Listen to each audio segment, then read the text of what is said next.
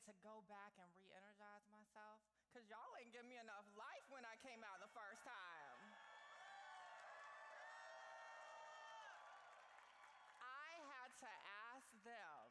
I gave the full diva moment. I was like, no, no, no. Where is the energy in New Orleans? That's much better. All right, so welcome to Creating Change 2024.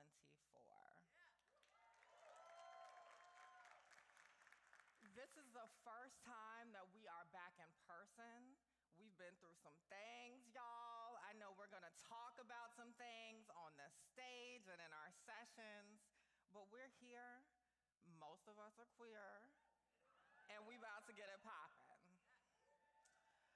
So I'm thrilled to be your MC this weekend, and I have to travel back for a second, because my first Creating Change was about 10 years ago. I should have mumbled that so y'all wouldn't know my age, but about 10 years ago. I was a student activist at the University of Georgia. I was in gender studies classes, learning about systems of oppression for the first time. And this space was such a revelation for me. It was a time where I was connected with the larger community in a way that I didn't even know was possible, because I'm a Georgia girl. I'm from Augusta, Georgia, right?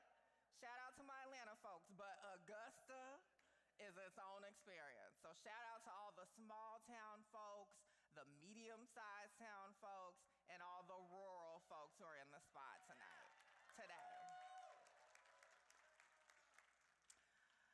So if this is your first Creating Change, I want you to make some noise. And if you are a veteran Creating Change attendee, make some noise for yourself too. So there's gonna be so much for you to see, hear, and do this weekend. And I want you to take a look around, just for a second. Pretend we're in your place of worship, maybe. Just look around, look at the folks beside you, your good Judies, everybody, the person you just met when you were getting coffee and croissants, or beignets as you do in New Orleans. You are gonna be in communion with some ferocious warriors over the next few days.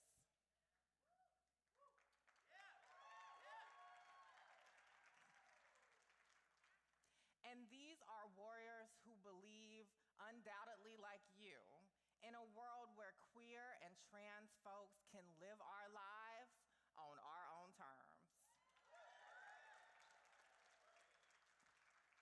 These are folks who believe we are sacred, beautiful, brilliant, and whole. Do y'all believe that?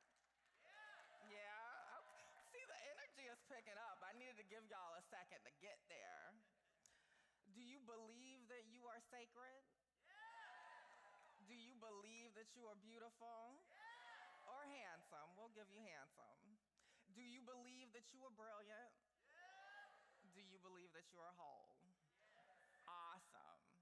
So make yourself at home over the next few days, and don't hesitate to ask for what you need and lean on each other. We're here to listen, to learn, to speak truth to power, to renew our commitment to this glorious alphabet community. Yeah. I'm reclaiming it, I know the haters call us the alphabet community, but I think it's kind of cute, I also just for a second, let's zero in on the haters, right? Because they are giving us a lot of fire right now, right? And we're used to it. Queer and trans folks, we've dealt with it, right? We've dealt with the bullying maybe in school, or where your place of worship maybe, or somewhere else where maybe they didn't fully understand your brilliance. But we're not gonna have that here today. And we are going to make sure over the next few days that we understand that this year, although it's gonna be a seismic one, We are going to continue to live in the power of our ancestors and transcestors, right? And all of our elders and living legends that are going to be gracing us with their presence over the next few days, too. We've seen Our community violence, has always been in the crosshairs of bigoted ignorance proliferates agendas. on our phone screens, White and supremacy in headlines, and washed-up comedians continue to use our experiences as fodder for their half-baked comedy specials. And the cis-hets in general, not our friends that are in the space with us over the next few days, but the cis-hets in general still can't take our action, our joy, and our power. But are we going to dim in front of them? Are we going to wilt in front of them? No, we gonna shine and bloom. So we're thrilled to be back in person here at Creating Change, but we also acknowledge that the pandemic is nowhere near over, right? So many of our disabled and immunocompromised fam are still dealing with the brunt of systemic oppression in regards to COVID. So shout out to all of our folks who are able to attend today, and shout out to the folks who can't be in the room, right? But we invoke their power and spirit.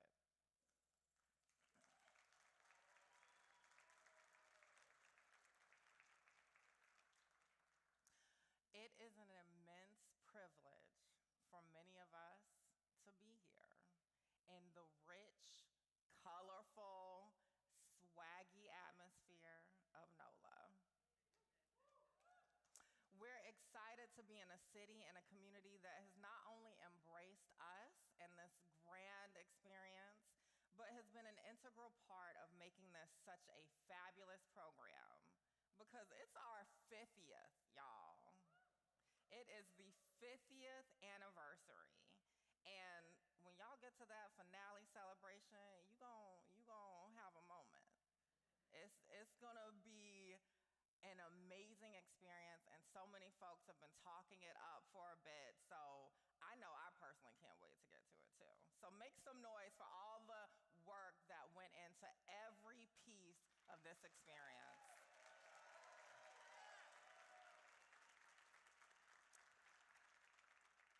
So our theme, as Task Force Executive Director Kiara Johnson said in her letter to us in the program, if you haven't read it, read it. I know you got it. Queer power, queer action, queer joy.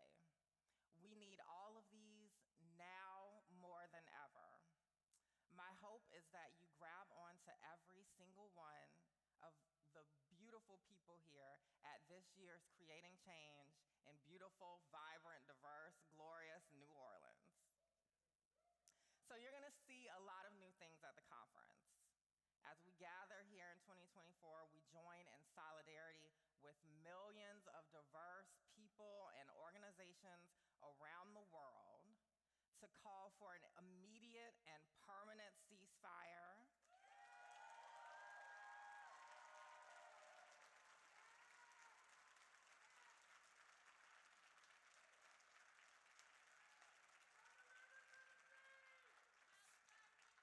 all right, free Palestine, okay? Period. And let's make sure, as we continue to acknowledge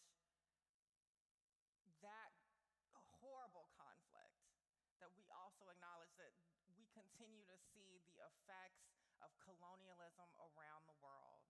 There are so many conflicts plaguing so many communities around the world, from Congo to the Sudan to Haiti, and then of course the US border and beyond, right? We have a huge, beautiful, glorious human family to think about. So allow your minds, your hearts to be opened over the next few days. And in that vein, we have some terrific resources for you. If you need a break, if you need a moment, if you just want to chill,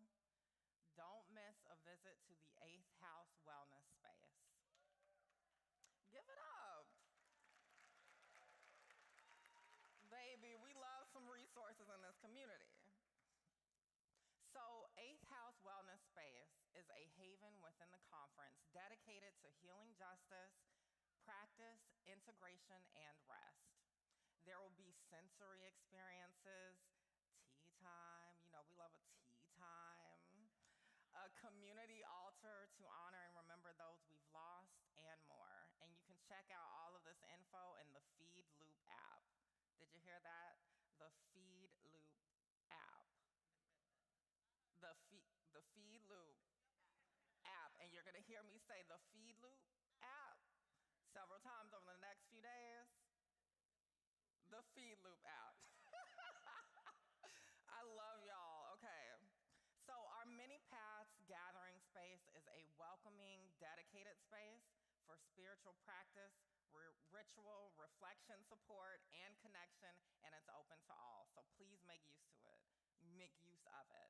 And we also have many spiritual gatherings planned, from our daily morning meditation to Muslim Juama prayer to Catholic Mass, Shabbat celebration, and a pagan radical fairy heart circle. Expansive, honey, expansive community. Our interfaith service will be held on Sunday as well. This conference and the task force family is a community of folks with shared values and a continued thirst for liberation. Because of this, it is important to us to join in ongoing conversations about principled struggle and the dismantling of the systems that oppress us all.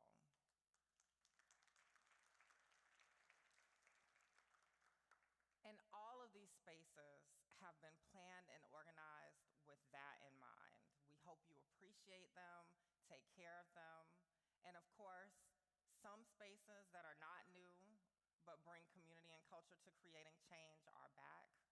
The beloved art studio space, the game room is bigger and better than ever, so I've heard, and other events that make space for queer joy, fun, and celebration after the days where we'll be in workshops and institutes and caucuses. And let me just say, I'm interjecting here, stay refreshed, stay hydrated. That's what my mom always be telling me. Did you drink some water, baby? That's the answer to everything. Drink some water, take a nap if you can find a little spot. But take care of yourself in these spaces. And finally, we are thrilled to have the largest exhibit space in Creating Change conference history.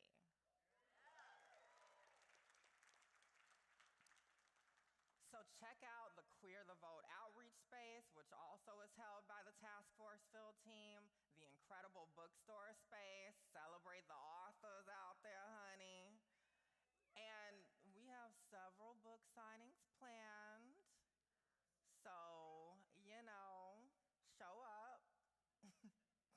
And dozens of organizations working across LGBTQ+, and of course, progressive issues in general that you definitely want to check out. And then there's also some gorgeous task force merch designed by queer artist Sam Kirk, who's also here at the conference.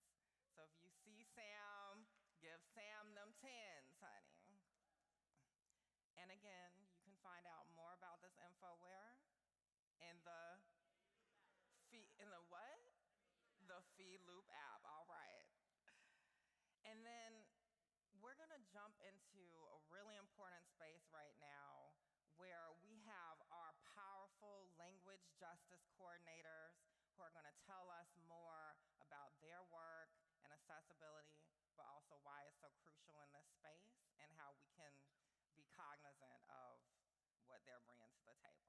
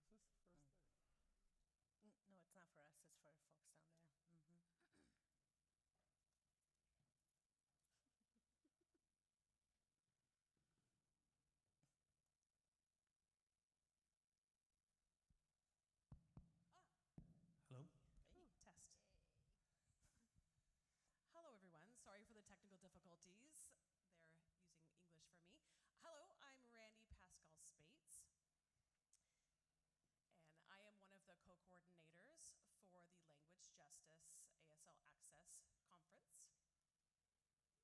And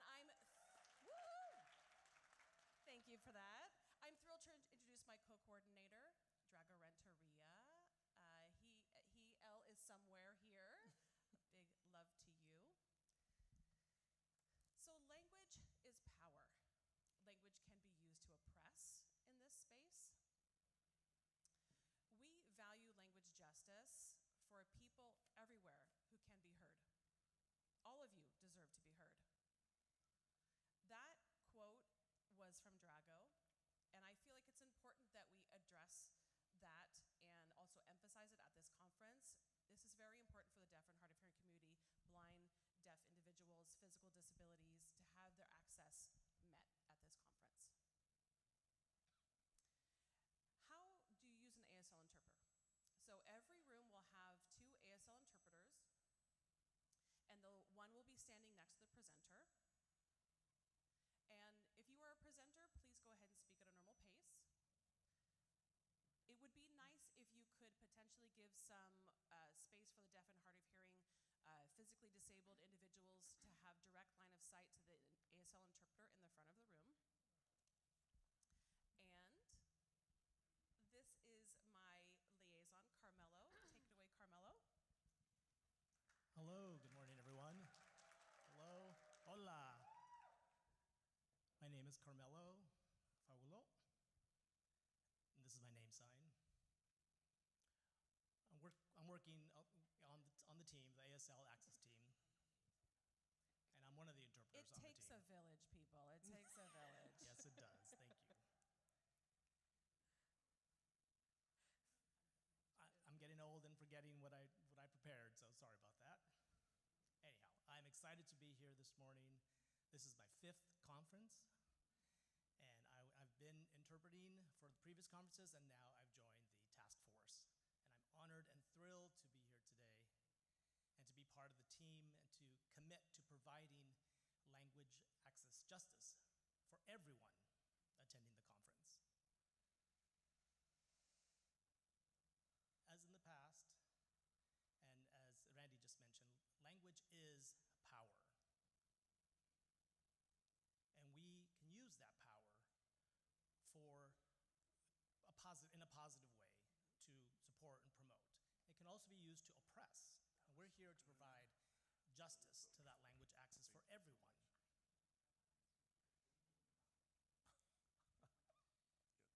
Here in the country where we live, white supremacy has been dominant lately. And it's been a one-language culture. And we want to say, fuck that, chingala. So we want access, language access for everybody.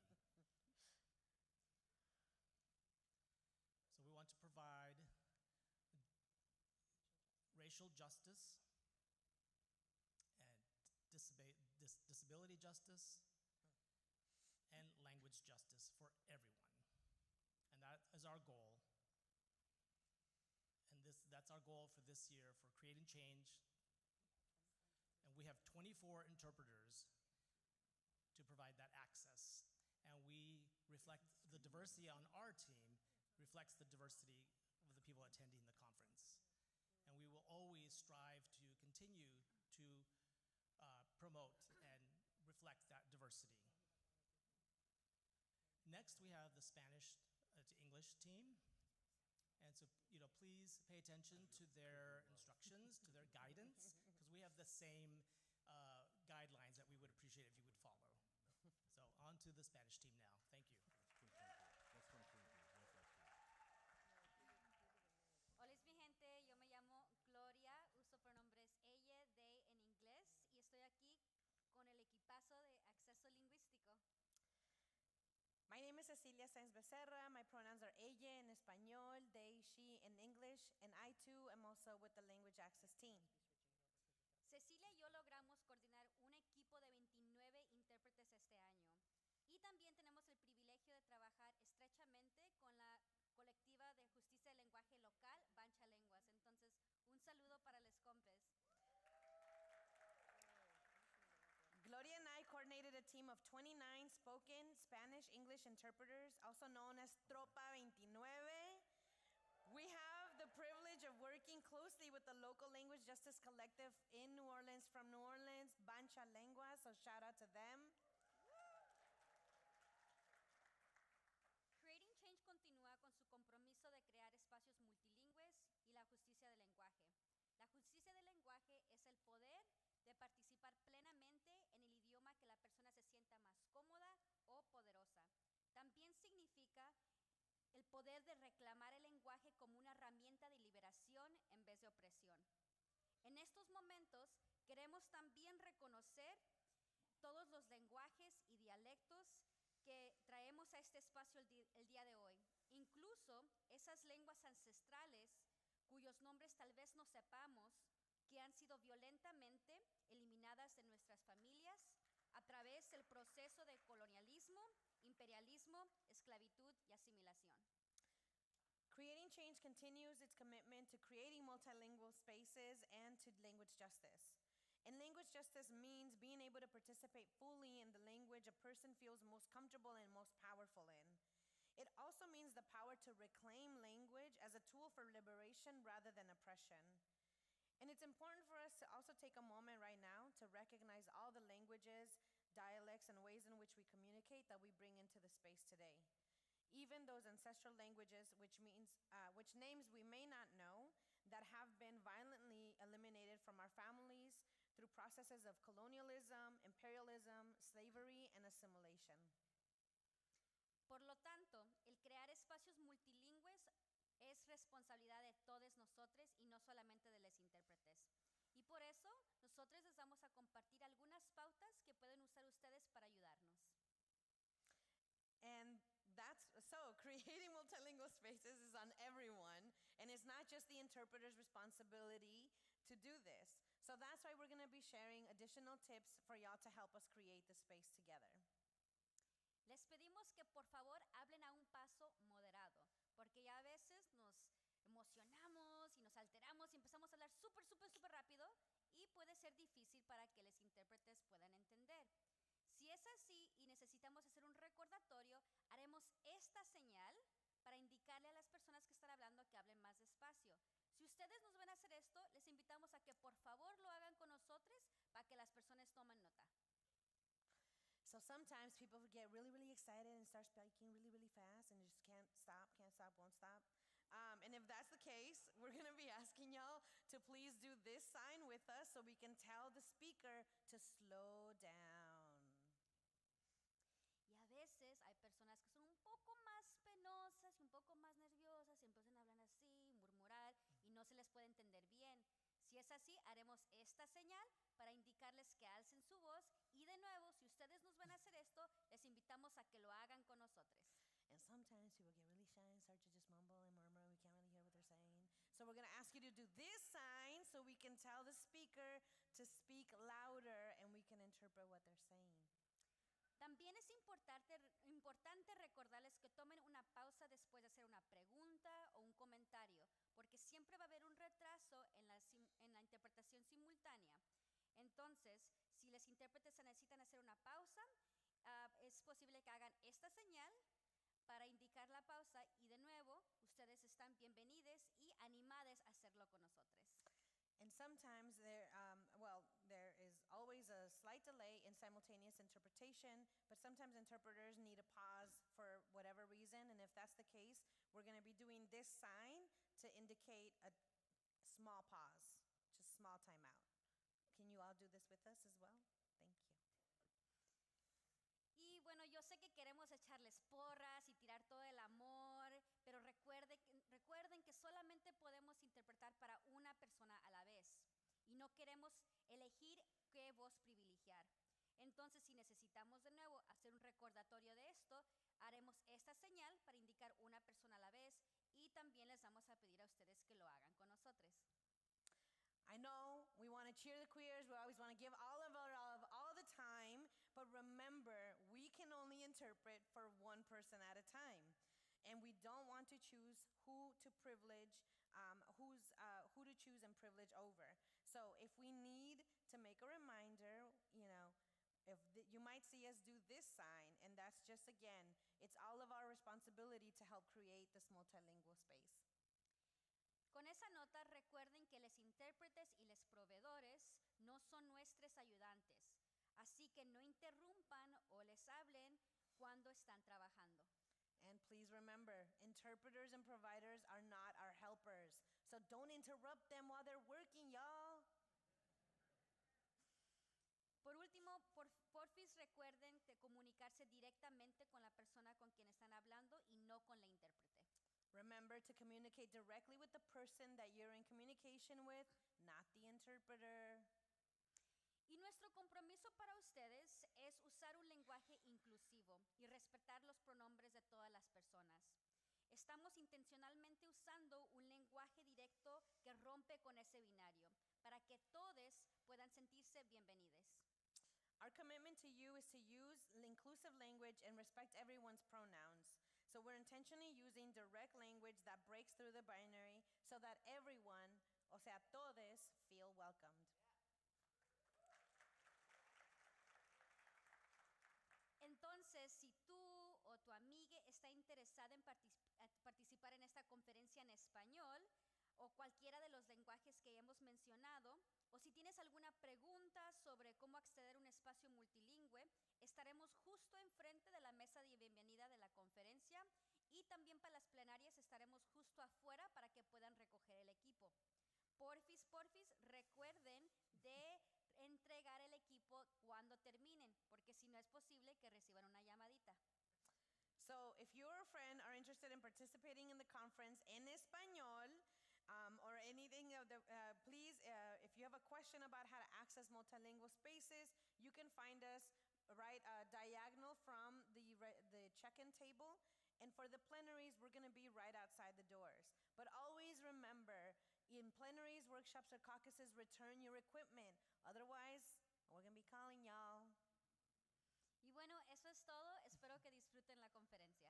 That's it. Enjoy the conference.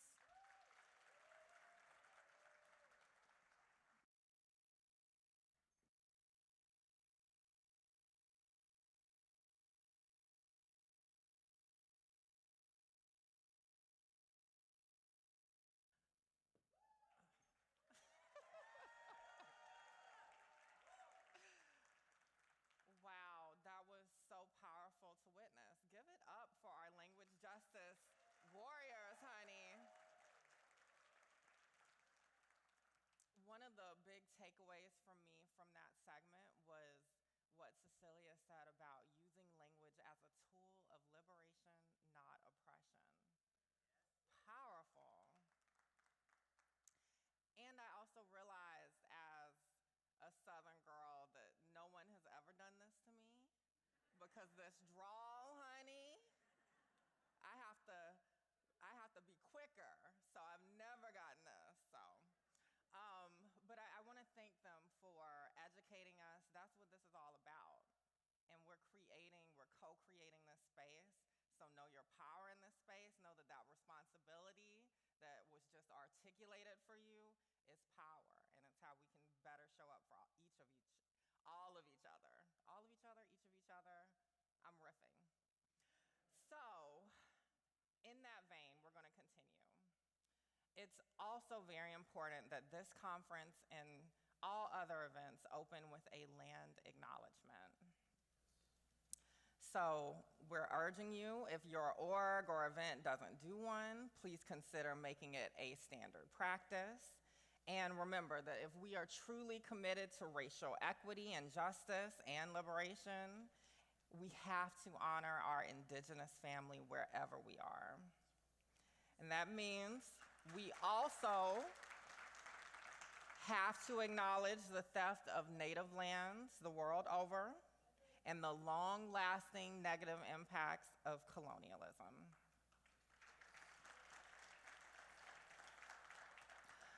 It's also critical that in honoring indigenous folks, we don't relegate them to the past, honey. They are here, present, and they're gonna be here in the future.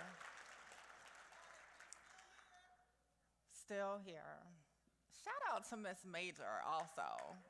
Every time I hear still here, as Miss Major would say. Can I say a F-bomb? I'm asking you, Madam our amazing ED. Okay, love it. All right. So as Miss Major says, still fucking here. All right. So it is my pleasure to introduce Rodney McKenzie, board co-chair for the National LGBTQ Task Force, and a powerful person, and you're gonna see right now.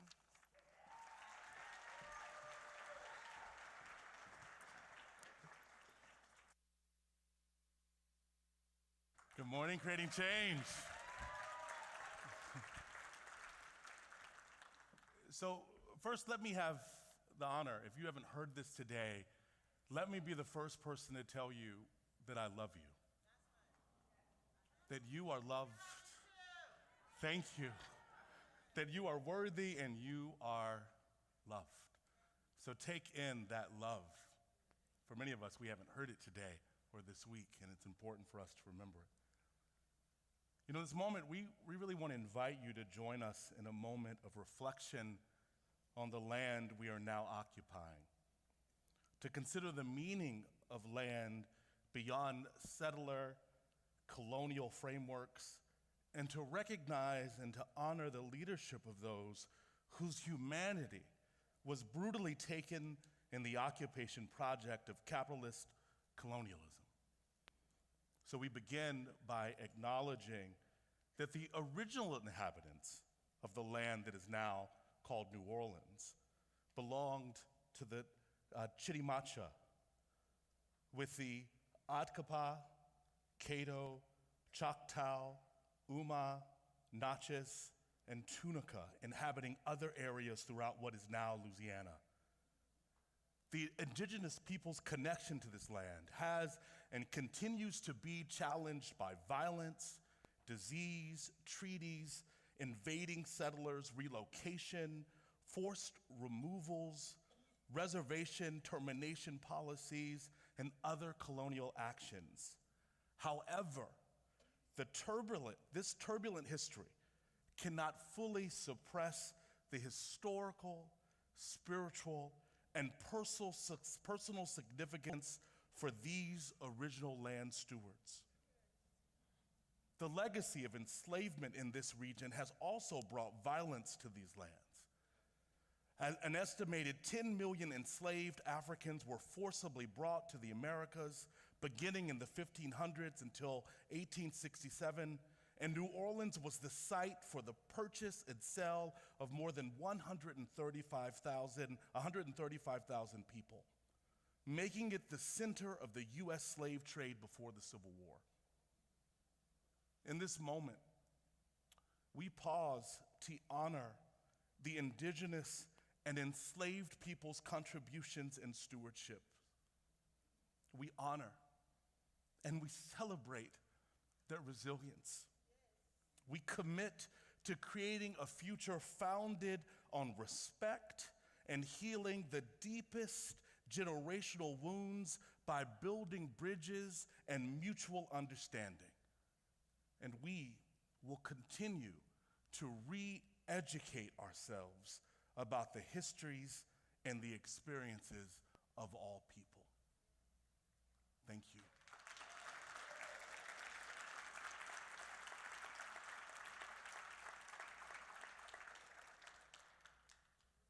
It is my pleasure now to introduce Morgan Wallace for our opening prayer.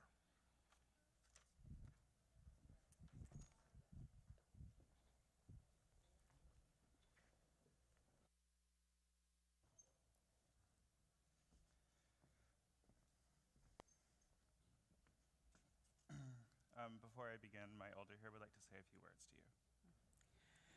We usually start our opening prayers with having an elder say the prayer, but we're creating a new tradition because it's so important that our youth be able to step into our shoes. And I don't want Morgan to have to say a prayer long after I've been buried. So I'm honored to be here with my young sister. Thank you so much.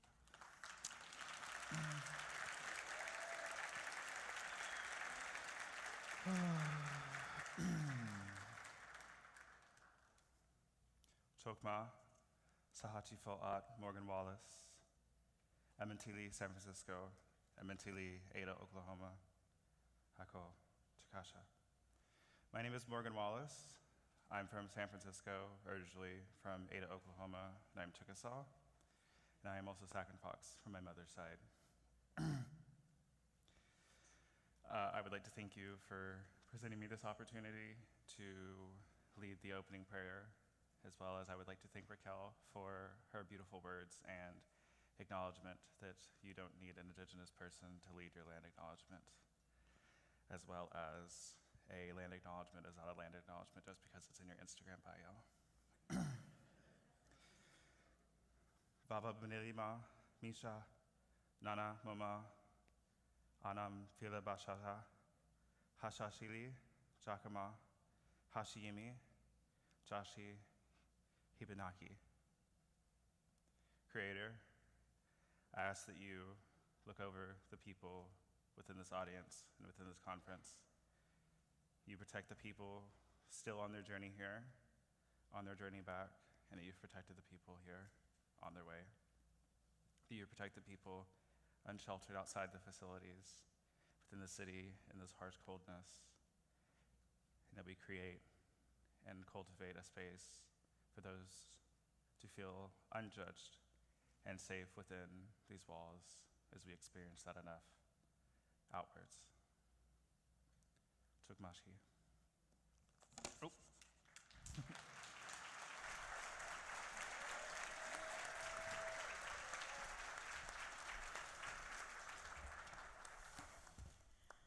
Aletu, Sai Chefayat Ida, Umasea, Achafalaya Basin Amentala. Hello, my name is Ida Aronson. I'm Homa. I'm from this place. I live over by the Achafalaya Basin area. I use they, them pronouns, sorry guys. Enrolled and active Two-Spirit identified member of the Homa Nation of southeastern Louisiana. I speak only as myself, not as a representative of my nation. But I welcome you to this place. I'm so happy to have my queer family here. Love it. I am an anti-Zionist of Jewish heritage, a multimedia artist, working across visual arts fields, writing, lighting, theatrical design, event production, cultural arts, language, lifeways, wear many hats. I'm also involved in regional queer, mutual aid, indigenous rights, grower, and environmental activist spaces. I'm a member of the Bulbancha Collective, among many organizations I work with. You're cooking. We are a radical indigenous mutual aid, medicine, traditional craft, and activist collective. We are queer, straight, trans, cis, with various histories of migrations and homecomings from various indigenous nations and communities, with a connection of ancestry to the nations of the southeast of Turtle Island. We have collectively created this land reminder. I'm the first. Okay. The area where we are based here is known by most people as New Orleans, but there's nothing new about it. Prior to European incursion, this was a port for trade across the Americas, much as it is today. Before the French market, we had our own markets, where goods traveled intercontinentally as part of complex trade routes.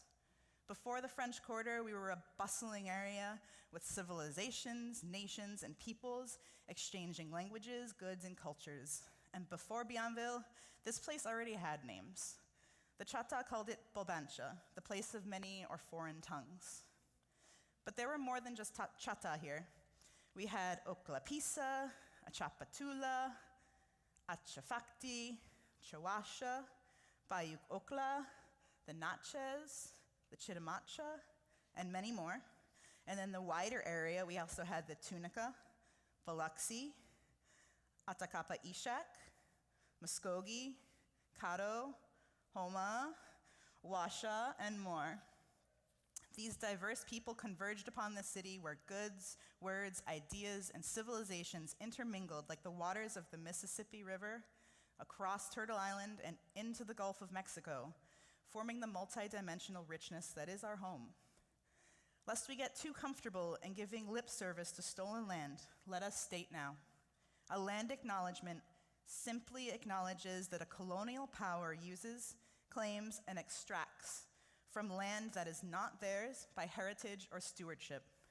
As soon as the acknowledgement is over, most folks pat themselves on the back and then continue to benefit from her pain. You must do better. A land acknowledgement must truly acknowledge and commit to the land.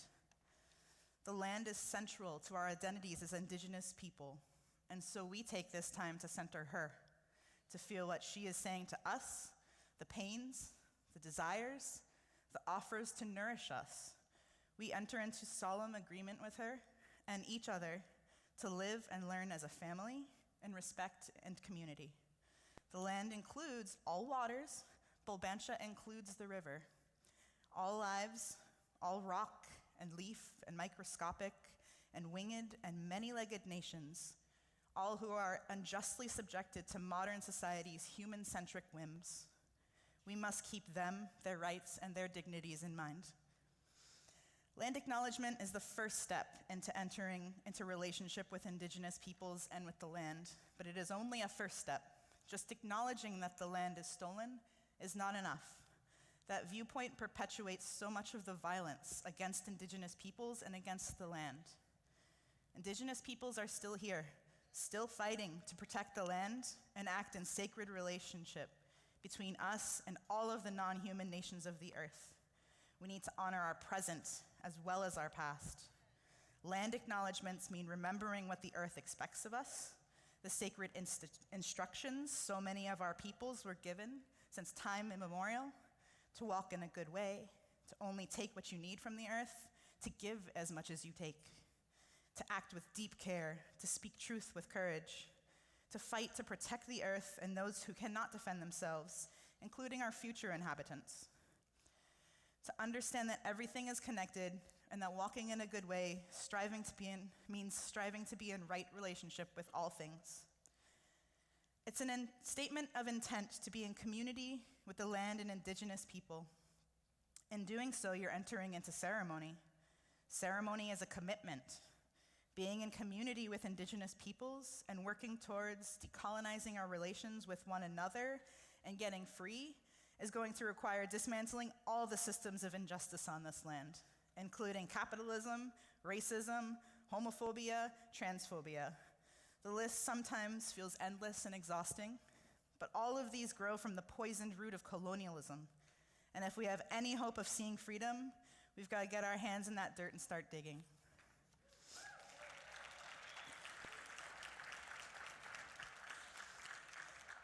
Land acknowledgements have to be about more than acknowledging the caretakers of the past, more than placing the theft, violence against, and colonization of Indigenous peoples in the category of past tense and leaving it there. None of this is past tense. Genocide and colonization are happening now. Here, right now in South Louisiana, over in Palestine, in Uyghur, Rojava, Sudan, or every way that the United States imposes its imperialism on this world. In what ways are you working to decolonize your relationships, your views of history, and your language around Indigenous peoples? How are you working to change the material conditions of the original peoples whose land you currently occupy?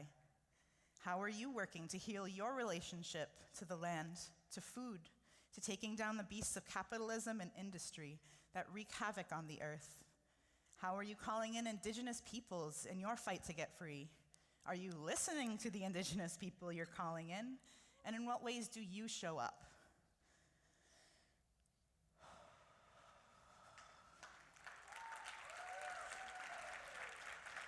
Yakoke.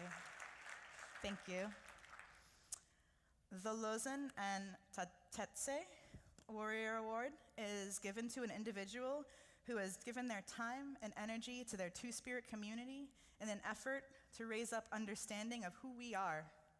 In our traditional ways, the recognition of a leader is someone who makes decisions based on the needs and for the good of the people. I've watched Jean-Luc's advocacy for myself over the years, and I am so proud to ask him onto the stage, well, he's already on the stage, to accept this award. Jean-Luc Pierite of the Tunica-Biloxi tribe of Louisiana is an MLK visiting scholar at MIT, Department of Urban Studies and Planning, president of the North American Indian Center of Boston, and the founder of IndigiFab. He has been awarded with the inaugural LaDonna Brave Bull Allard Science Activist Award at the Global Community Bio Summit, which is hosted by the Community Biotechnology Initiative at the MIT Media Lab. He's also part of the Global Community Biofellows 3.0 and participates in the BIPOC Makers Collective, as supported by Nation of Makers. And he's also a part of Bulbancha Public Access with me, as we strive to reclaim and restage La Fête du Petit Blé ou l'Héroïsme du Puch'oma, which is the festival of green corn, or the heroism of Puch'oma, a theatrical performance around our sacred green corn ceremony and the historical dramatization of Chief Puch'oma.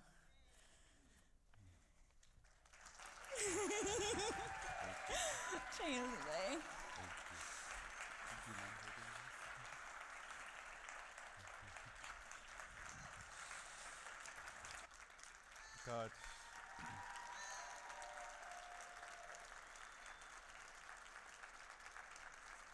God.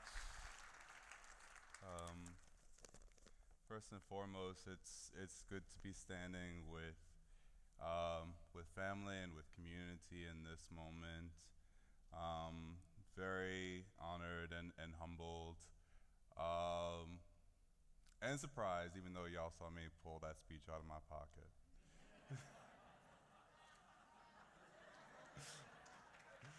No, but thank you. My first Creating Change was in November 2000 in Atlanta. And during that conference, plenaries connected the civil rights movement to the gay, lesbian, bisexual, and transgender rights movement. And Dr. Manning Marable, is it Speak Up? Okay. Oh wait, I usually don't have that problem. Wow. Hello. Is that, yeah, I'm gonna do like this. So run that back one more time. My first Creating Change was in November 2000 in Atlanta. And during that conference, the plenaries connected the civil rights movement to the gay, lesbian, bisexual, and transgender rights movement. And Dr. Manning Marable delivered the final plenary.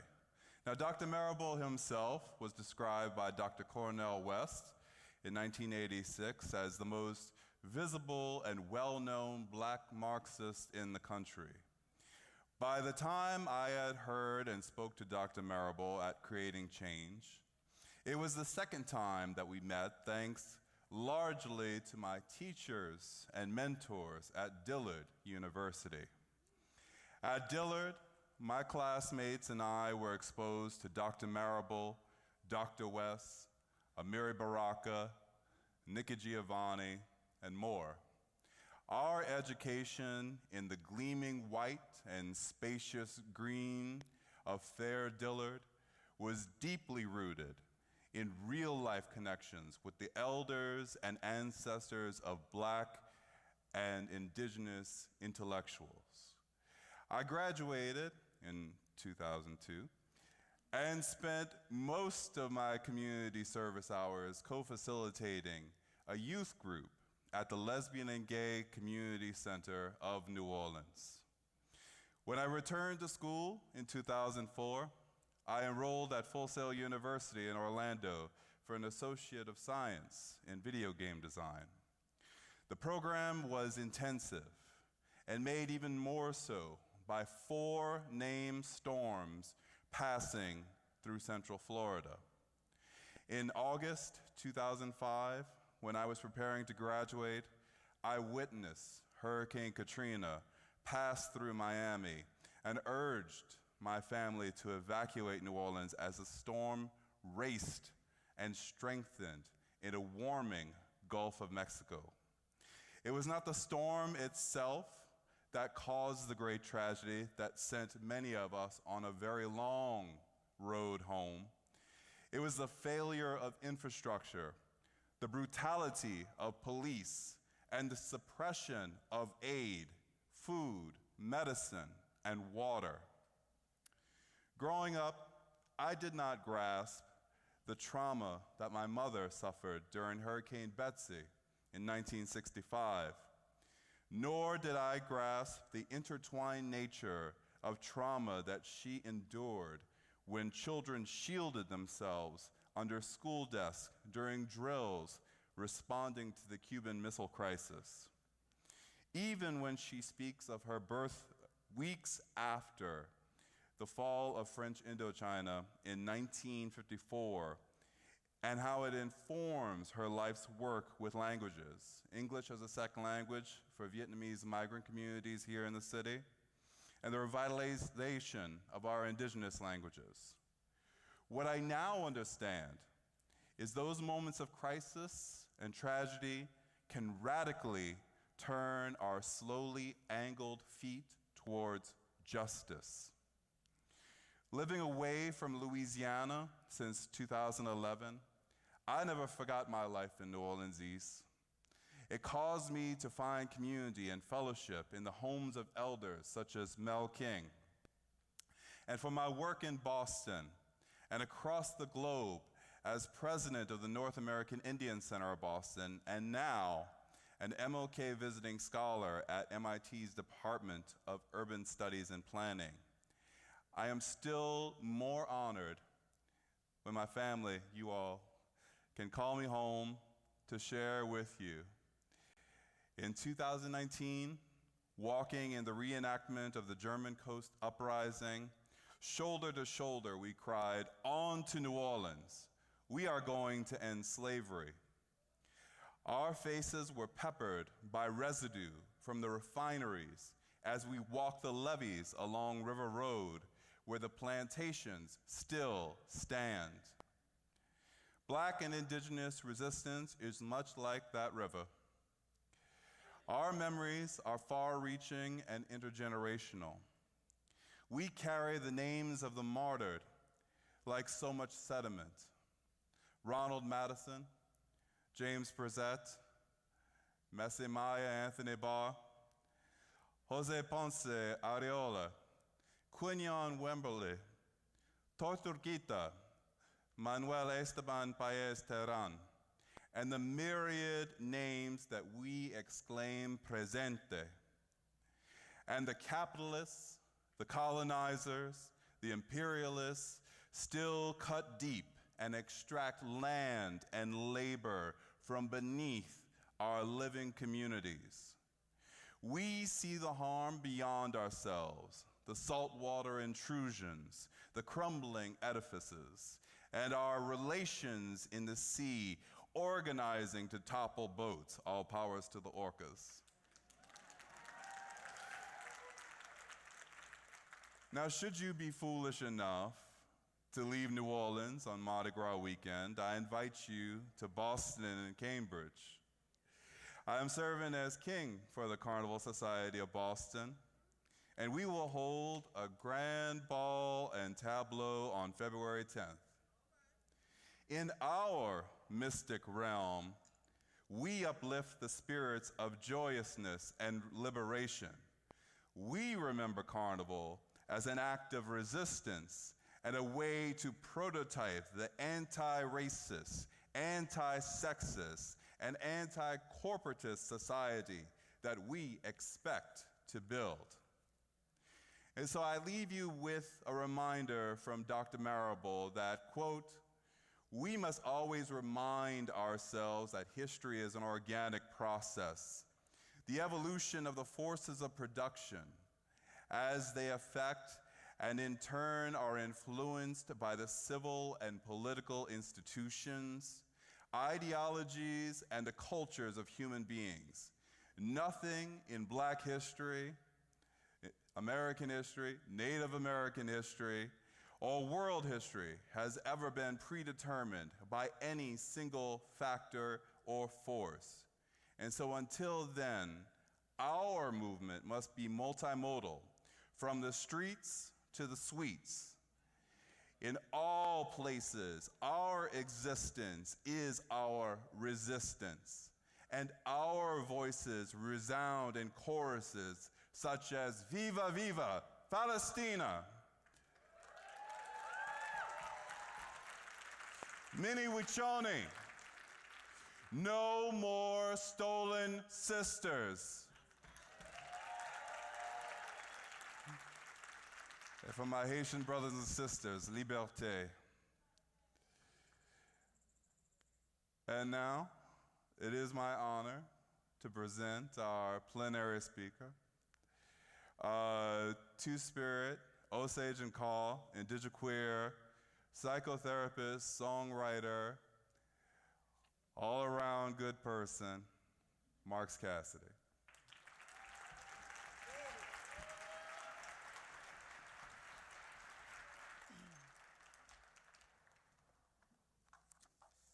Ooh, yeah.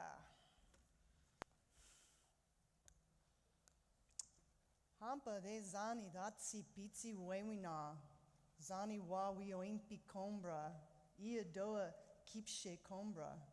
I've just said to you in the Osage language, I'm grateful to all of you here today. I want to address you all as my friends and relatives and say some words here. Hawe and wewina, hello and thank you. My name is Marca Cassity. My pronouns are they, them, and I'm a registered nurse and a licensed marriage and family therapist specializing in Native American and LGBTQ plus health. Through my mother's lineage, I'm enrolled Osage, and I'm also of Kaw heritage through my great-great-grandmother, Susan Papan. I grew up in the Osage Nation of Oklahoma, and I'm named for my grandfather, Osage Congressman Mark Freeman Jr. His mother, my great-grandmother, Grace Lessert Freeman, was born in 1901, and she was an original Alati of the Osage Nation, and I grew up with her on her land, on the reservation. I'm old enough to, that's how old I am. We had lost about 95% of our Osage population to genocide by 1865.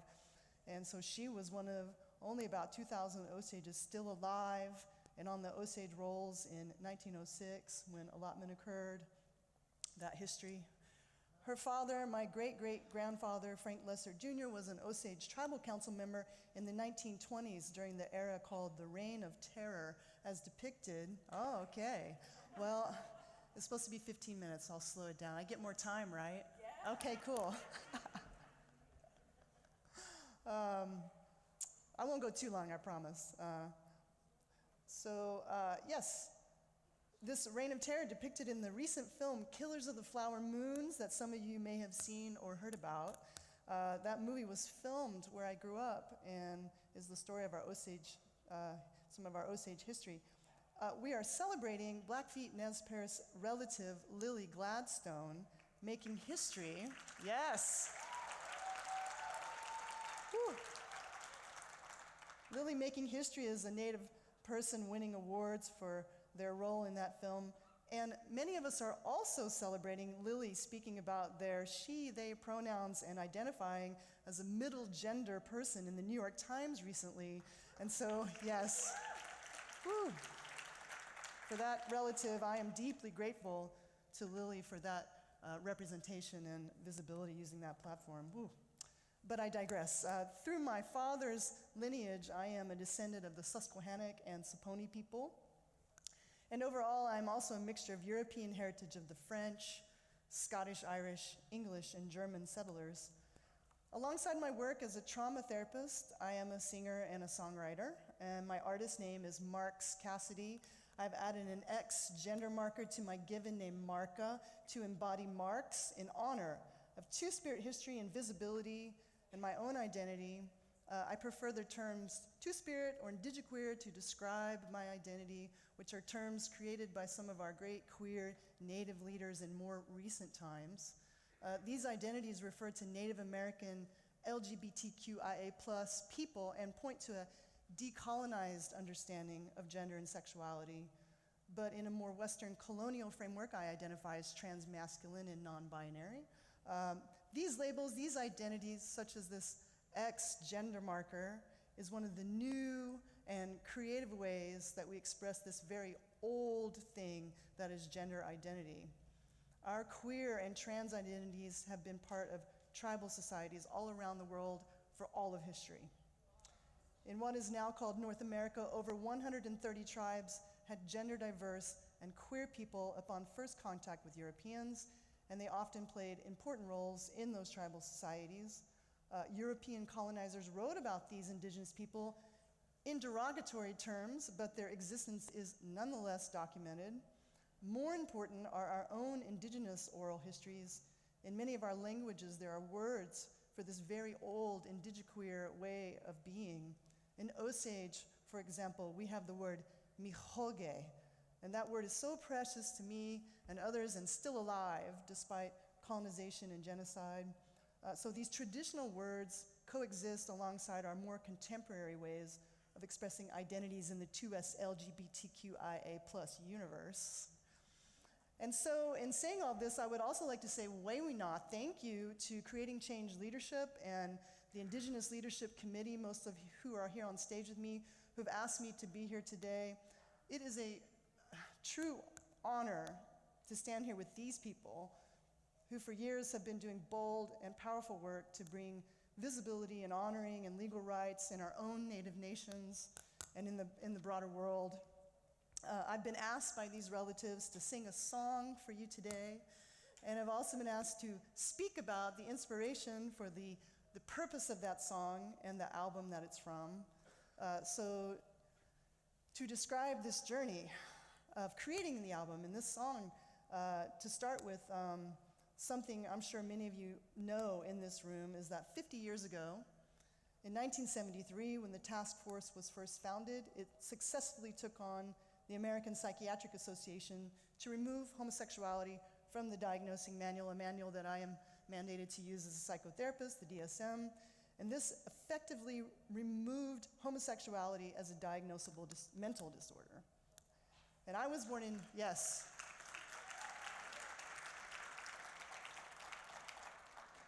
I was born in 1967, so I was 6 years old in 1973 when those who came before challenged the APA. I was a piano and guitar playing genderqueer kid on the reservation, a tomboy, they called me, and I embraced that term happily. Now at the age of 56, still a tomboy, I look back with tremendous gratitude to those activists in the 70s who risked so much for the protection and legal rights of queer people and queer kids like me. It is my hope that my work as a therapist and a musician continues that legacy. Alongside other community members, my focus over the last few years has been on facilitating the return of Two-Spirit people to their rightful place. This is important for the upliftment of all Native American people, not just indigiqueer folks, all of us. In the early 2000s, I trained as an intern therapist at the Native American Health Center of San Francisco and the Indian Country Child Trauma Center at the University of Oklahoma. And by 2021, I had gone on to work as a therapist in private practice, serving the Two-Spirit, queer, and trans communities. That year, in the midst of the COVID lockdown, I read a statistic put out by the Trevor Project that 33% of Native American LGBTQ+ youth between the ages of 13 and 24 attempted suicide in 2020. 33% of our indigiqueer youth. The highest rate across race and ethnicity, and I was shocked, but with my work, not surprised. As I tried to integrate this stunning experience of being both shocked but not surprised, the burning question became what to do with that. As a therapist, as an artist, as a community member, as a budding elder, I began reflecting on that report of our Two-Spirit young people in struggle, and I was reminded of being embraced myself as a tomboy as a child, but when I came out in the 80s, at that time identifying as a butch lesbian, that did not go as well as being a tomboy. It was indeed life-threatening, and in my late teens, I was one of those suicidal youth, the adults and institutions around me who had thoroughly internalized the brutality of the colonization of sexuality and gender, calling me an abomination. Some physically attacked me just based on my appearance, and all of this had me wondering if I should still walk on the earth. In 1987, the courageous people at the Second National March on Washington for lesbian and gay rights marched in response to the US president's blatant lack of acknowledgement of the ravages of the AIDS crisis. Those courageous community members I saw in the news from the Bible Belt in Oklahoma, young me, signaling me to stay alive. At the same time, I had a very powerful spiritual experience of being out in a thunderstorm in Oklahoma, emotionally in a very dark place, lost, not sure if I should be alive, when lightning struck a building next to me and knocked me to the ground. And I heard a voice reverberate through me, "Stop killing yourself, you are here for a reason."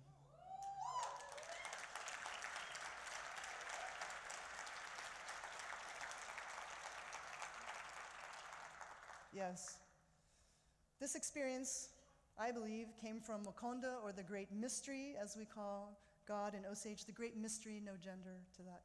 And ultimately, I stayed alive, sought help, and went to nursing school to try and make a difference in the AIDS crisis. And part of my healing was to write songs, which I recorded and performed over the years.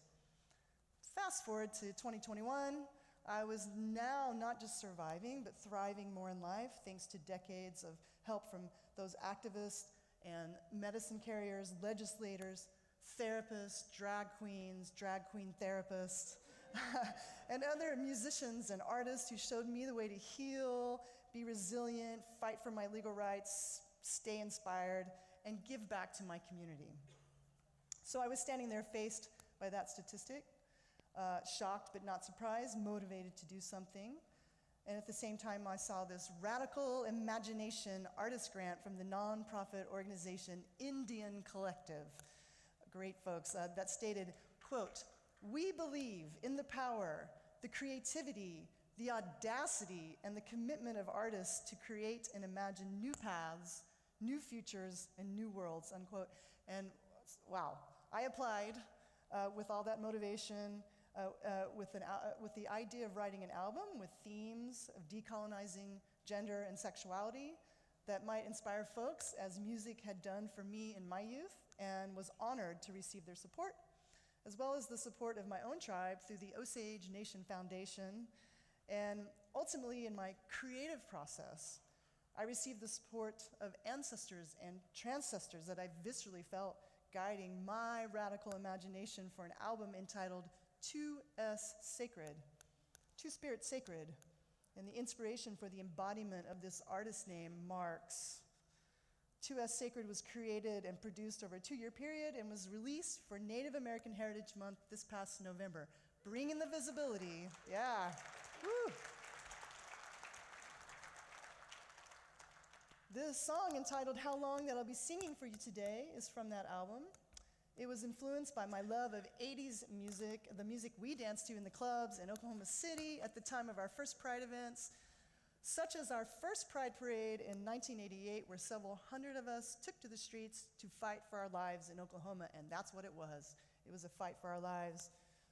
So this song that I'll sing today was created for those youth still struggling, and to my younger self, remember leaving the familiar home my grandmother's road on the reservation.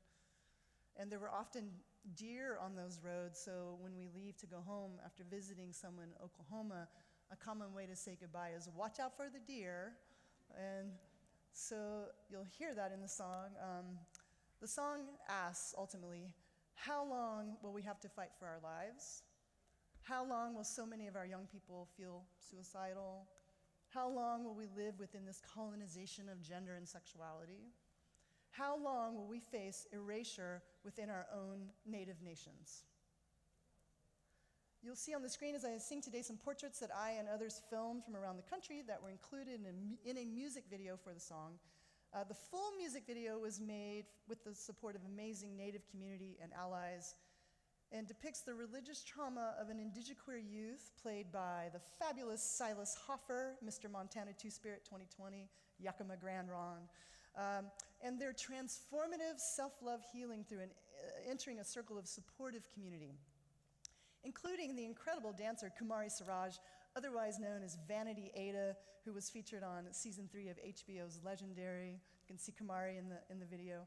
I'd like to invite you all to go to my website, which is around, it's marxcassity.com, and watch the full video. And if it's moving to you in any way, please help me put it out into the world. I've been hearing from folks all over who are saying it's moving and helps them to love themselves more, as was its intent. And I also invite you to go listen to the 10-song album 2S Sacred, which is fully themed in queer, trans, and indigiqueer resilience. So on the album, you can hear the song I'm about to sing for you, produced with layers of synth and beats and influenced by artists I survived to dancing in the clubs. But for today's version, I've been asked to sing this song for you in an unplugged version as my beautiful relatives here on stage. And here, what you'll see in the motion portraits of folks I filmed, tribes, multiple tribes, stand in their expression of their identities. So as I said, yeah, you'll see that on the screen today, and I felt passionate about including these portraits as in attending virtual Two-Spirit circles around the country. Two-Spirit people across age, nation, gender identity consistently and repeatedly called out for visibility, representation, and honoring within their own nations, communities, and families. So just back to Lily Gladstone with that platform, just like, wow, anyone who can come up and out in our native nations. In conclusion, I'll just say this, it's been a long road of recovery from being ostracized and physically attacked and facing workplace discrimination and most painfully lateral violence in my own communities. And all of this has left me as a person living with PTSD, and it's not easy to stand here to be this visible. It is deeply vulnerable. But in honor of my teachers, therapists, the medicine carriers, and the other brave people, such as the ones on stage with me, and all of you who are no doubt doing great work in your communities and internally within yourselves, I hope. Yes, I'm a therapist. I sing in honor of all of you today, and in honor of my family members, my mother and my father especially, and my community members who have evolved and become staunch allies. I sing in their honor. And to anyone out there in isolation, pain, suffering, I sing this song especially for you. And to the ancestors and transcestors guiding the creation of this song and the futurity of the coming generations. And now, as we say in Osage, Awashka, I'll do my best to move to the piano and sing for you today. Thank you. Wewena.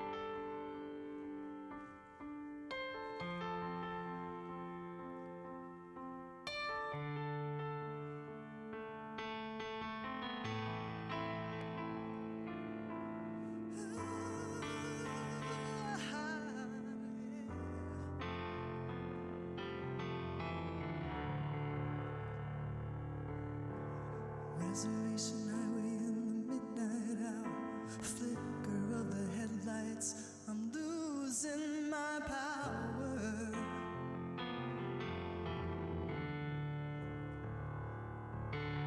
Storm clouds move across a full moonlight, hate speech, echoing, eclipse my life.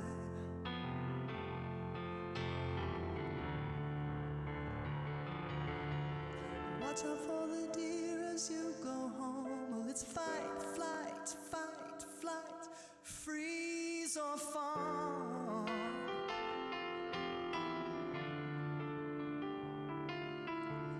How much longer can I go on? My grandmother's road is all I've ever known.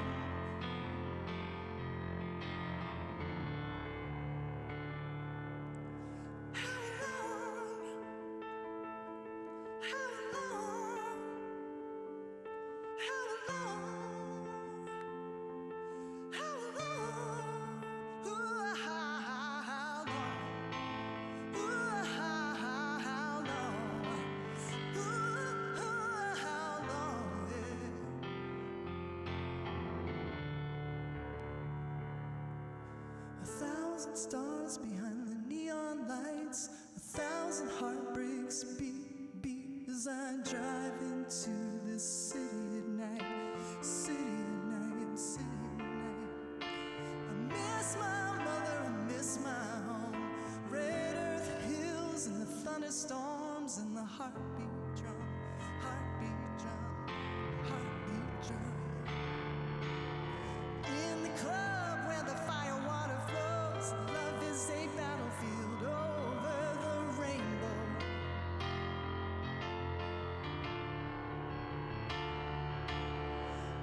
Cigarette fog and laser lights on this dirty dance floor. I'm gonna dance, dance to save my life for one more night.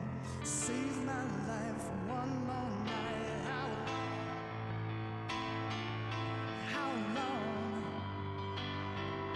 How long?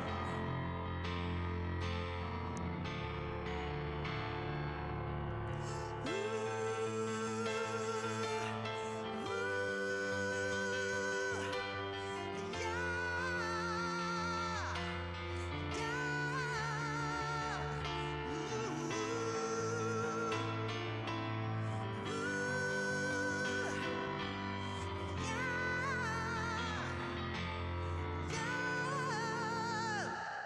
can I get a witness? Can anybody see this? Numb by the genocide, blinded by the colonized, but the thunder and the lightning, the thunder and the lightning, lightning is gonna light up, light up, light up. So rise up, child. You are here for a reason. Rise up, child. Rise up, child. Rise up, child. You are here for a reason. Ooh, ooh, ah, yeah.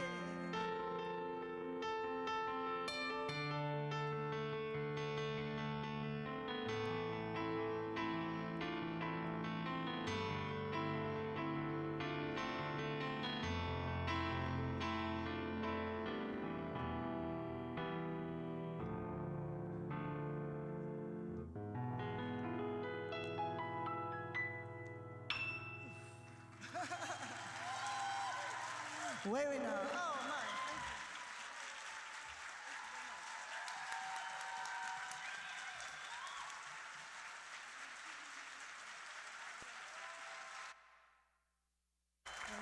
Thank you. All of us together. Thank you. All of it together. Thank you. Wait, no. Okay, we're out. Let's see on the dance floor. See on the dance floor, right?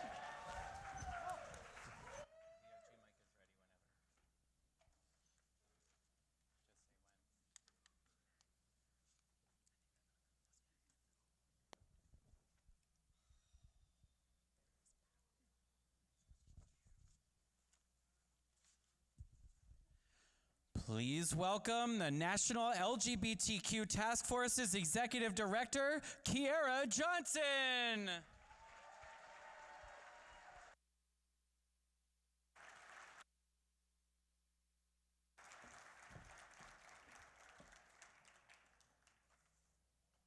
Well, hello.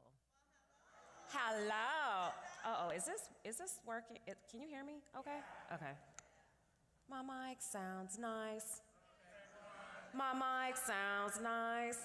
Well, my mic sounds nice. Ah! Okay. I only have 10 minutes. They're like, you've already used 2. Hello to all of you. I am only going to take a little bit of your time. I am so honored to be here on this land, breathing this air in this place with all of you. Thank you for coming. I want to start with a question that I've been asked many times, not just this year, but over the years, about creating change. Are we safe?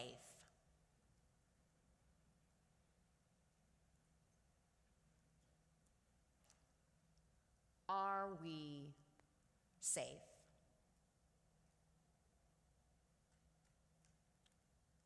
Our undocumented family have asked, are we safe? Our Black family has asked, are we safe? Our trans family have asked, are we safe?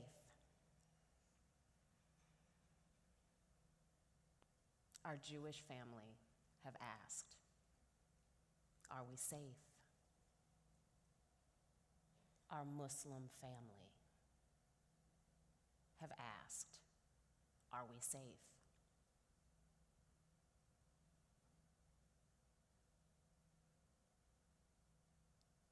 It is a question we should be asking ourselves in this time. We don't have the luxury of assuming that we're safe.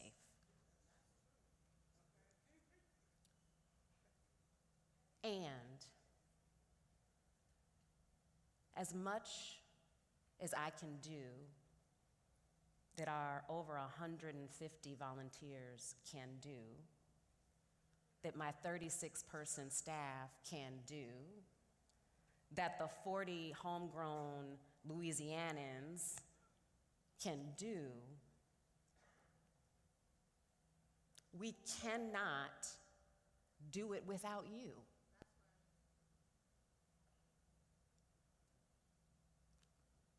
Look at the person, the people sitting around you right now.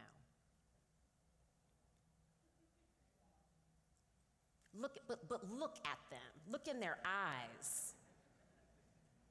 I know it's kind of weird, right? It's like, oh, damn, okay. I mean, there's a lot of fineness in this room, too, so I'm like, listen, you gonna be here for a long time. You wanna see these people, okay?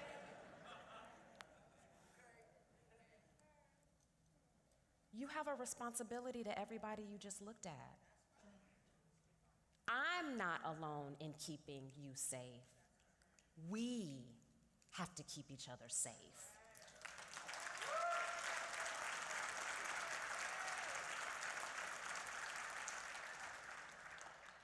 If you are here and you are about liberation of all places, this is the place for you. Okay? Jews, Muslims, Palestinians, Arabs, and Israelis are welcome and encouraged to fully be proud of who you are. For the record, we have an anti-bullying policy, y'all. Any forms of violence, intimidation, and discrimination violates that policy and will not be tolerated. All of you deserve to be protected, respected, and celebrated throughout this conference. The mission of the task force is to build power, take action, and create change to achieve freedom, justice, and equity for lesbian, gay, bisexual, transgender folk. QIA, element of P, all us. In the pursuit of liberation for all, we organize people and we organize money. While we do not engage in international advocacy, we are a learning organization that has and continues to create space to learn and grow, to share experiences, to disagree, strategize, mourn, and fortify our minds, our bodies, and our souls to evolve our leadership to meet the moment, to build power and build community. White supremacy will have us believe that we cannot simultaneously grieve the loss of Israeli lives and call for the end of genocide and demand for Palestinian liberation.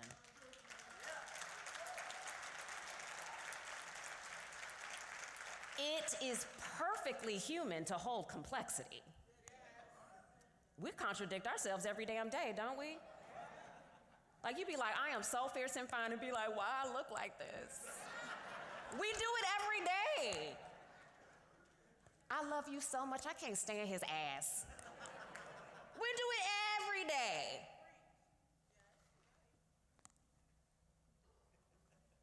I know, right? We can understand multiple truths. We can feel seemingly contradicting emotions, and we can honor and metabolize nuance. Our communities are being murdered, harassed, and experience state-sanctioned violence and discrimination in this country. In this country every day. We have got to acknowledge that we have work to do, and we can still love this country and hate what is happening to our people. So I ask during these next 5 days, lean into complexity, lean into nuance. Our purpose for this conference is to create change. Again, we're a learning organization. What the purpose is not is to cancel each other. Do you hear what I'm saying? Rather, our role is to see the humanity of each other through our own pain. We have pain. And I can see you through that pain. We have choices to make, y'all. Is our pain gonna blind us to the humanity of our siblings, of our freedom fighters, of each and every one of you that are on the front line? Are we gonna allow our pain to invisibilize the beauty and brilliance in this room? I need to hear it.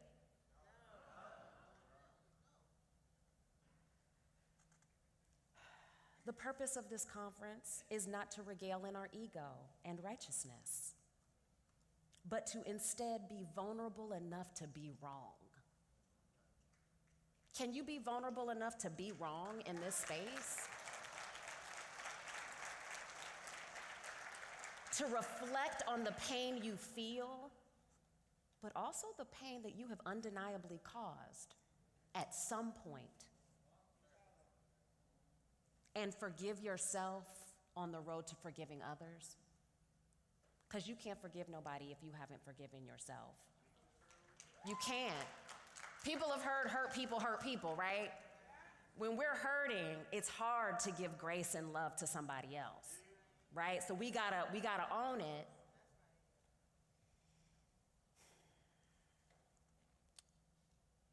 The goal of this conference is not to use our identities and experiences as weapons. Whoever that is must be from the South. You are bringing it. They're like, ooh, yes, give me all of that. I'm from Georgia, y'all, originally. I live in DC, but I'm from Dahteste, so I love it. Keep it coming. Not to use our identities and experiences as weapons, but to instead, our identities should be used as tools that bring us closer together. Y'all, listen. What do I mean by that? How many folks have been here for the first time, or this is their first time? We are weaving community here. People come here because they don't see themselves where they live. They come here because they are not safe where they are. I met black queer people for the first time in Portland at Creating Change. I know, Portland. Somebody they're like, damn, Portland? Yeah, black people went to Portland. That's how much we needed this space. We were like, yeah, I'm going to Portland. Y'all going to Portland? That's what I mean by using our identity, using our experiences not to cut conversation off, but the strategy to freedom is not in any one mind, but the collective hive mind. Right? We can't do it as individuals. But collectively, the brilliance y'all are bringing from New Mexico and Puerto Rico and California. Sorry, Iowa, that was a hard day the other day. Y'all here? I don't know if they came. That was hard. That's the magic. We've got what we need. There's no more creative mind than a queer mind. There is no more creative mind than the queer mind. We are inventing ways to take care of each other and ourselves. We are inventing ways to house ourselves and each other. We are inventing ways to find joy in the muck of this cultural and political time.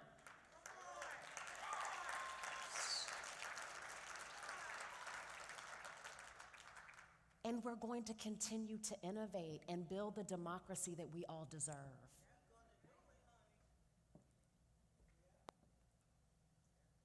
It is impossible for any one person to know everything, y'all. Right? We know y'all are dope. We know you're progressive. We know you care about community, and we all have work to do. You've got it at your fingertips. You don't know what disability justice is? You're not sure what it means to fold that into your life or your work? It's here. You've never heard of trans folks' work in reproductive health and rights? It's here. Language justice? Who that? What does that mean? I feel kind of weird talking to somebody who has an interpreter, and my mama told me I was raised to look at somebody in the eye, but I'm not supposed to look at this person. Is this new for you? Language justice? How to engage outside of what your native tongue is? It's here. You're gonna make mistakes. Are you vulnerable enough to be wrong? Are you vulnerable enough to be wrong? Let's be wrong together. Let's be wrong together. Because being wrong means we're practicing. When you fail at something, because you haven't practiced, right? You don't know it. You haven't read up on it. So let's fail together so that we can be better. Because that means you're practicing. You're not so afraid of failing, you're not doing your work. Right? That's not progressive, y'all. Not doing the work so you don't mess up, say the wrong thing, do the wrong thing. That's not how we do it.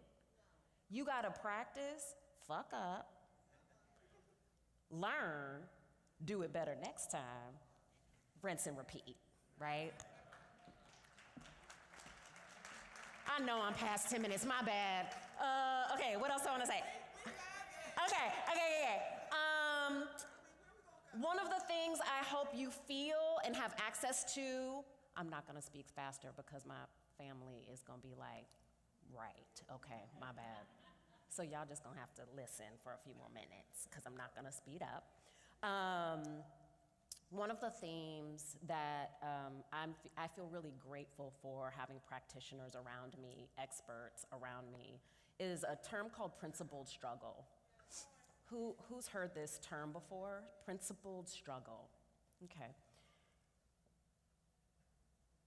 Principled struggle is when we can be in disagreement, right? Might be strategy. It might be interpersonal. It might be tactical. And we can be in disagreement while staying in community. Okay, while staying in community is the key part. That's the key part. Often, and it's a cultural moment, right, where if you don't agree with me, you're now my opposition, and we can't be together anymore. We can't fight together. You're not worthy of my time, right, my energy, my support, my compassion, my empathy. Principled struggle is we do not have to agree and be in lockstep to be invested in our relationship, right? I'm invested in your success even if I disagree with you about this tactical move. I disagree with that statement you made.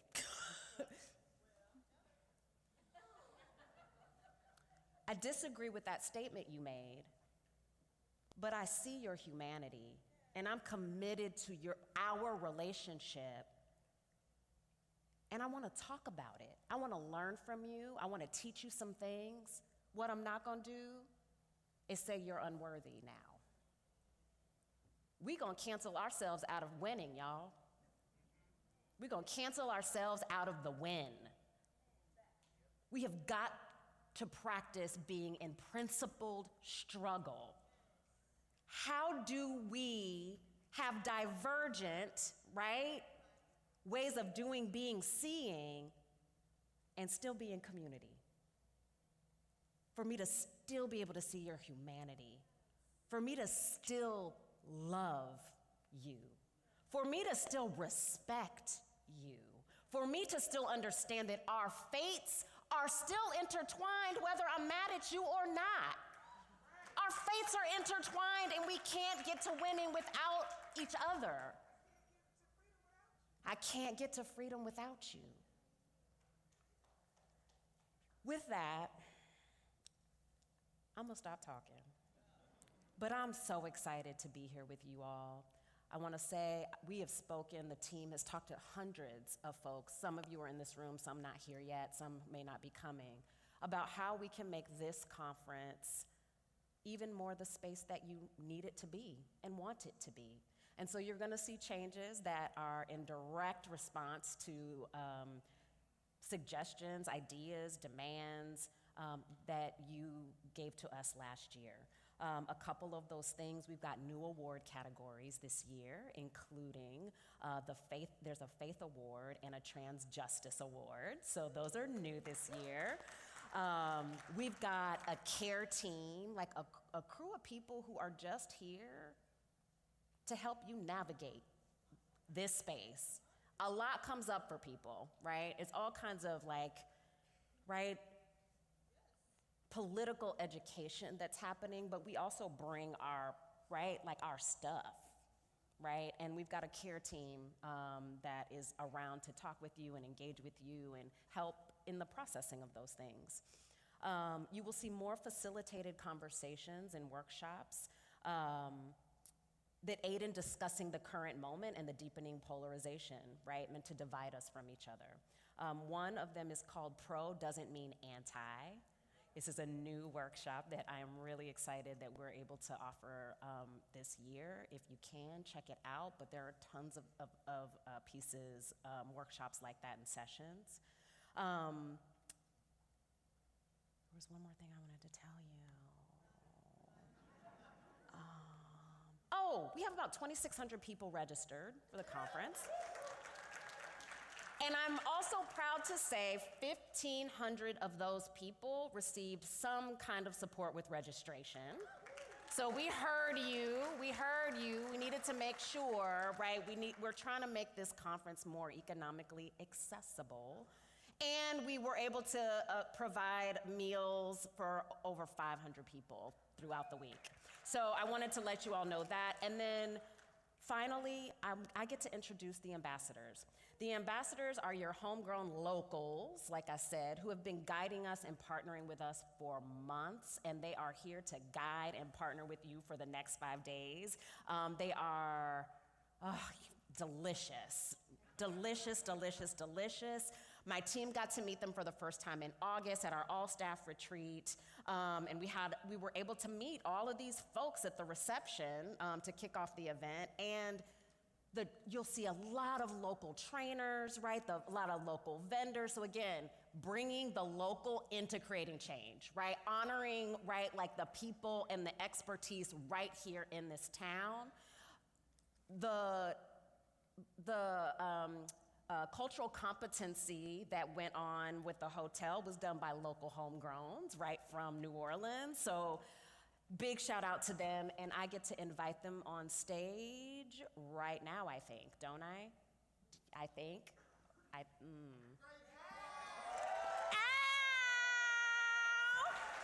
Ow, ow, ow! Thank you so much.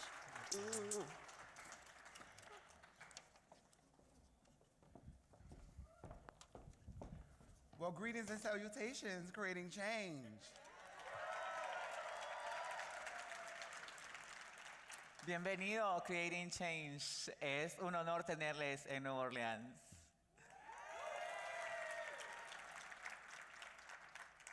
Welcome. My name is Milan Sherry, and it brings me immense joy to welcome you to Creating Change 2024 here in the vibrant city of New Orleans.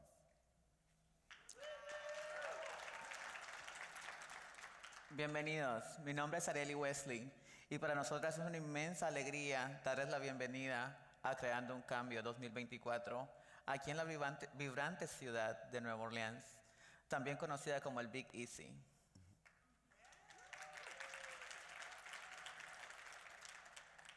Whether you're a longtime participant or a newcomer, I extend my heartfelt gratitude for being part of this diverse and dedicated family. Ya sea que seas un partícipe desde hace mucho tiempo o seas recién llegados, les extendemos nuestro más sincero agradecimiento por ser parte de la familia diversa y dedicada. Now, before we dive into exciting events planned, I want to express my profound thanks to the ambassador team, the National LGBTQ Task Force, the behind-the-scene heroes, and the generous funders. Your unwavering commitment and hard work have shaped this remarkable gathering. Thank you, thank you, thank you. Antes de profundizar en los emocionantes eventos planeados, queremos expresar nuestro profundo agradecimiento para el equipo de embajadores, el Grupo de Trabajo Nacional LGBTQ+, los héroes detrás de las escenas y los generosos patrocinadores. Su compromiso inquebrantable y su arduo trabajo han dado forma extraordinaria a esta reunión. Gracias, gracias.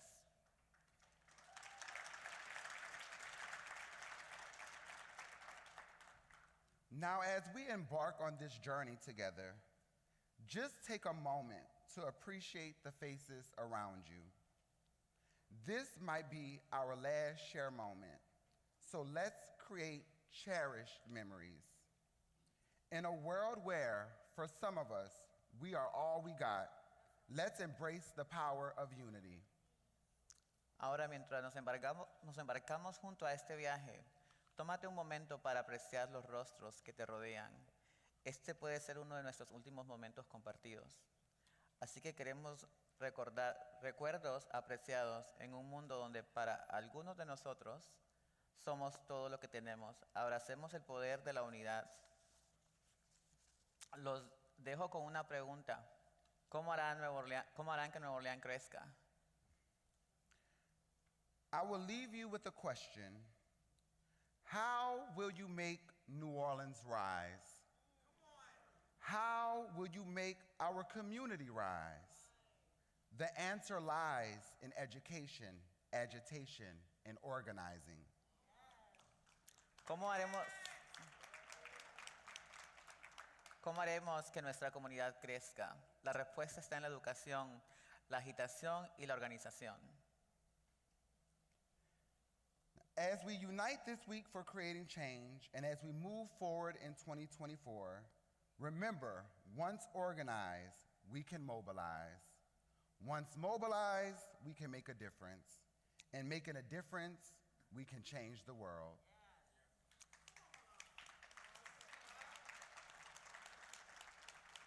So I would like to say welcome, welcome, welcome. And let's make this creative change a transformative experience for us all. Mientras nos unimos esta semana para Creating Change, avanzamos hacia el 2024. Recuerden, una vez organizados, podemos movilizarnos. Una vez movilizados, podemos marcar la diferencia. Al marcar la diferencia, podemos cambiar el mundo. Bienvenidos, bienvenidos. Hagamos de Creating Change una experiencia transformadora para todos nosotros. Bienvenidos de nuevo a Nueva Orleans. Now I will ask y'all this before I leave. My question is, how are we going to make New Orleans rise? And the answer is education, agitation, and organize. So how are we going to make New Orleans rise? Education, agitation, and organize. And how are we going to make New Orleans rise? Education, education, organize. That's right. And once we organize, we can then mobilize. Again, thank you, thank you, thank you.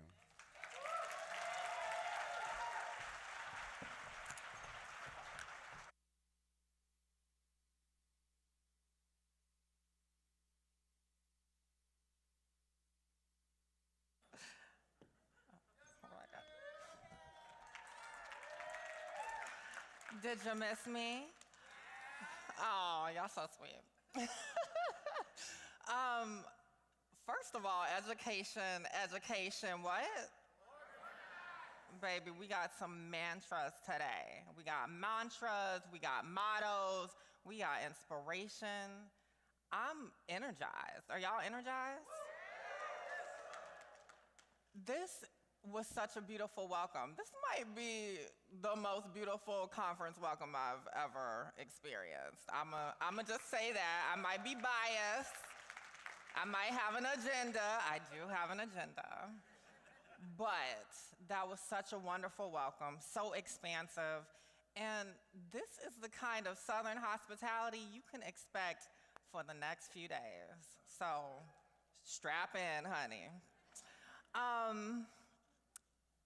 We have to give it up one more time to the task force staff, board, and volunteers.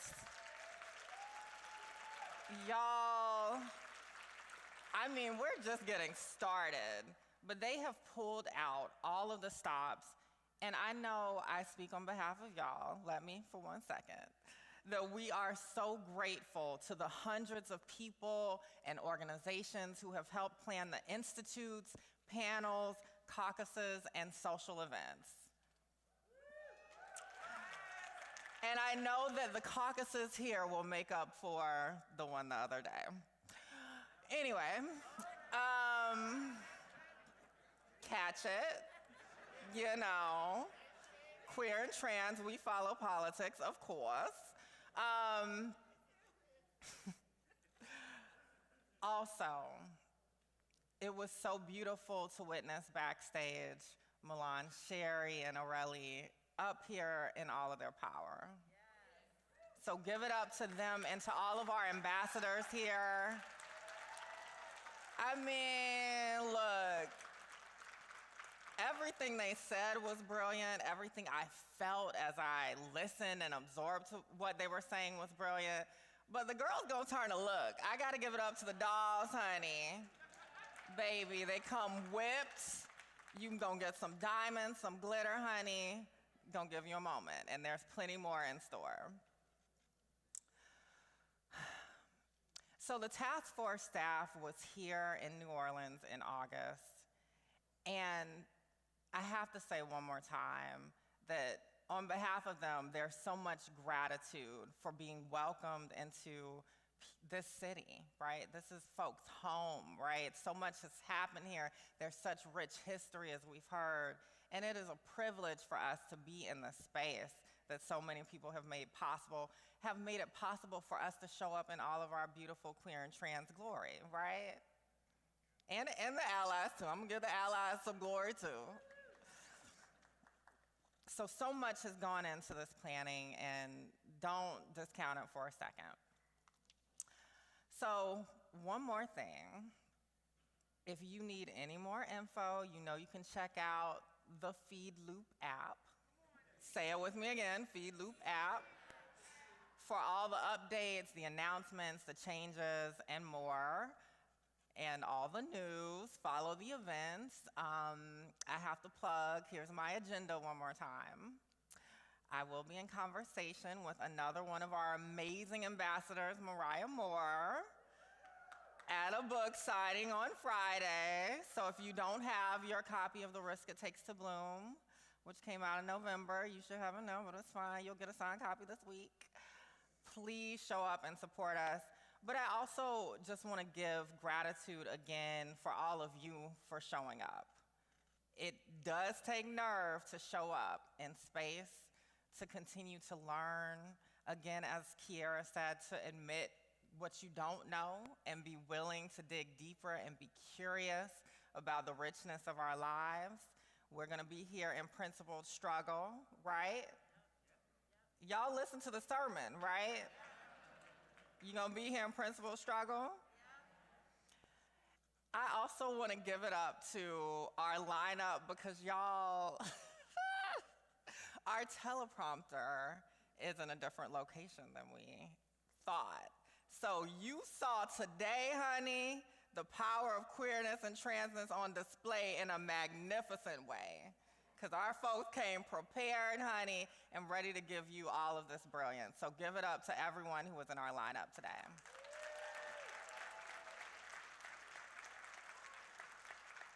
And give it up to our team backstage who's been holding us down.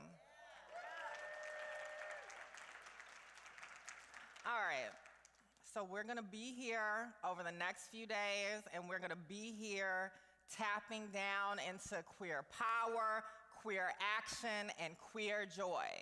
So can I invite you to repeat that with me? We are tapping down into queer power, queer action, queer joy, queer power, queer action, queer joy.